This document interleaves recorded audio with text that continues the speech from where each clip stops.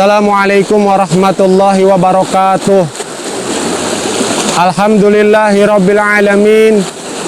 Allahumma sholli ala sayyidina Muhammadin wa ala ali sayyidina Muhammadin. Amma ba'du, segala puji milik Allah, Zat yang telah menciptakan alam semesta, Zat yang telah menciptakan keindahan alam seperti halnya sungai yang mengalir ini. Alhamdulillah, di hari yang kedua kita masih bisa bertatap muka, kita masih bisa memberikan hikmah di sore yang berbahagia ini. Di hari yang kedua di bulan Ramadan 1441 Hijriah. Salawat beserta salam semoga tetap tercurah limpahkan kehadiran Rasulullah Muhammad sallallahu alaihi wasallam pada para keluarganya, para sahabatnya, para zuriyahnya, serta kita selaku umatnya. Hadirin para pecinta Nabi sallallahu alaihi wasallam, di sore ini ketika hari sudah menjelang sore, bukan hanya air yang manis, air sungai pun terlihat manis ketika sedang berpuasa. Meleleh air liur kita melihat air sungai di sore yang berbahagia ini. Terlihat air sungai ini seperti air gula, hadirin para pecinta Nabi sallallahu alaihi wasallam. Maka mari kita luruskan niat, mari kita kuatkan tekad semata-mata karena Allah, mencari ridha Allah, bahwa puasa yang kita lakukan ini adalah perintahnya dan pun dilakukan oleh baginda Nabi Muhammad sallallahu alaihi wasallam. Hadirin para pecinta Nabi sallallahu alaihi wasallam, mari kita kaji, karena di bagian yang pertama kita telah memberikan nasihat, telah memberikan hikmah, yaitu tentang kewajiban berpuasa. Orang yang beriman diwajibkan untuk berpuasa agar memperoleh derajat takwa. Derajat takwa itu derajat tinggi di hadapan Allah Subhanahu wa taala. Karena kita akan dibebaskan dari segala masalah, kita akan dipermudah dalam mencari rizki. Namun ingat bahwa puasa yang kita lakukan pun harus terhindar daripada yang membatalkan. Ada 9 perkara yang membatalkan dalam berpuasa.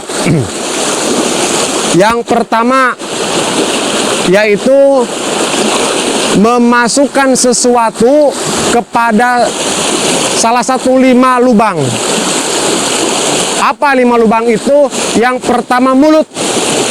Memasukkan sesuatu ke dalam mulut itu membatalkan puasa. Maka hindari hal itu. Tapi ada beberapa kriteria membatalkan puasa dengan memasukkan perkara ke dalam mulut.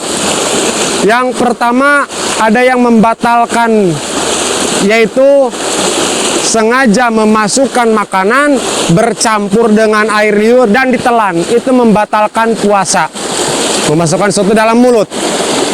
Ada juga yang bersifat mubah, artinya perkara itu boleh dilakukan dan tidak membatalkan. Apa itu? Mencicipi makanan hanya sekedar untuk menilai rasanya sudah pas atau belum. Yang ketiga yaitu makruh. Apa itu makruh? Sesuatu yang mendekati kepada perkara-perkara yang membatalkan. Contohnya apa? Ngamomoy permen. Sengaja ngamomoy permen bercampur dengan air liur, tapi air liur itu tidak ditelan, dimuntahkan lagi, itu juga suatu yang makruh. Mengapa? Karena jika tertelan akan membatalkan puasa. Hadirin para pecinta Nabi sallallahu alaihi wasallam, hati-hati. Ada misalkan kita mau coba-coba nih, ada es krim, kita jilat es krim tersebut. Itu makruh selama es krim yang bercampur dengan ludah tidak kita telan. Bagaimana dengan sisa makanan? Kalau bahasa Inggrisnya sisa makanan itu cehil. Cehil yang ada di dalam mulut kita. Bagaimana? Itu hukumnya, sisa makanan. Ketika sisa makanan itu sudah bercampur dengan air liur, susah kita pisahkan, maka itu tidak membatalkan puasa. Tapi ketika itu bisa kita pisahkan, maka itu membatalkan puasa.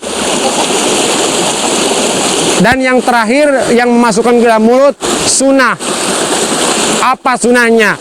Ketika kita berwudu, berkumur-kumur, kemu, maka itu sunnah. Meskipun sedang berpuasa, tapi jangan ada niatan ketika berkumur-kumur yang dimasukkan air 3, yang keluar 2, itu batal puasanya. Berarti yang satunya masuk ke dalam mulut, masuk ke dalam kerongkongan, masuk ke dalam lambung. Jadi yang pertama yaitu yang membatalkan puasa, masuknya segala sesuatu dari mulut. Yang kedua dari hidung. Hadirin para pecinta Nabi Shallallahu Alaihi Wasallam, dulu Al-Fakir pernah ditakut-takuti ketika masih kecil. Apa itu? Sok sia lamun ngorong puasana batal. Ternyata kita masih belum paham tentang hal itu. Memasukkan sesuatu ke dalam mulut, ke dalam hidung itu tatkala ada sesuatu yang masuk sampai terasa perih di batang hidung.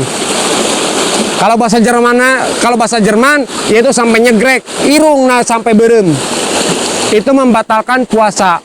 Bagaimana dengan kita ngupil atau ngorong, membersihkan kotoran yang ada di mulut, yang ada di hidung? Yaitu ketika batas daripada jari kita sampai masuk ke dalam hidung, batasnya itu. Ketika tidak terasa panas ke hidung, maka itulah yang tidak membatalkan ketika berpuasa. Bagaimana ketika kita membuang kotoran atau ingus, itu tidak membatalkan puasa. Membersihkan upil, itu tidak membatalkan puasa. Tapi ada sesuatu yang masuk ke dalam mulut, ke dalam hidung, maka itulah yang membatalkan puasa. Hadirin para pecinta Nabi Shallallahu Alaihi Wasallam, yang ketiga yang membatalkan puasa itu sesuatu yang masuk ke lubang telinga. Salah satu dari 5 lubang yaitu ke lubang telinga. Oh, kalau begitu bagaimana kalau telinga kita gatal? Boleh dikorek. Syaratnya apa? Batas daripada mengorek telinga yaitu sampai kelingking. Jika kelingking kita masuk sampai ke telinga, maka segitu sampai situ itu tidak batal. Kecuali kalau dengan korek kuping itu membatalkan puasa. Tapi sampai batas kelingking kita masuk, syaratnya tidak ada kuku. Kita masuk itu tidak membatalkan puasa ketika masuk ke telinga. Bagaimana kalau ketika kita itu jatuh ke kolam, jatuh ke sungai, masuk ke air ke telinga kita, apakah membatalkan? Ketika tidak disengaja itu tidak membatalkan. Tapi ketika kita berusaha memasukkan lagi air, itu membatalkan puasa, biarkan meskipun berdengung.